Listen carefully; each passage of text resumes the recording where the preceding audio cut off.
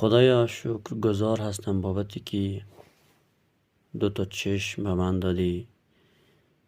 چشمی که خیلی ظریف، خیلی درست و خیلی هم خوشگل ساختی و من میتونم باش دنیا رو ببینم، میتونم باش با آدم ها صحبت کنم، آدم ها رو ببینم، طرز رفتارشون رو ببینم، وقت راه برم باش ببینم، آبی که به این قشنگی میاد تو رودخونه ببینم، غذاهایی که به این قشنگی درست میکنیم نوش جون میکنیم ببینم، درختان، برگها، کوهها، خاک، سنگ، ابر، آسمون،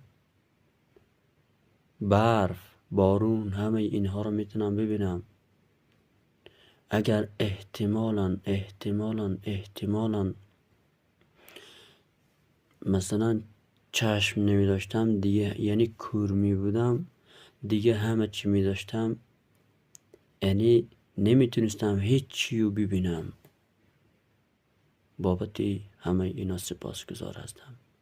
خدای من هر چی بابتی دو تا چشمی که به من دادی سپاسگزاری کنم، هر چی سپاسگزاری کنم بازم کم است.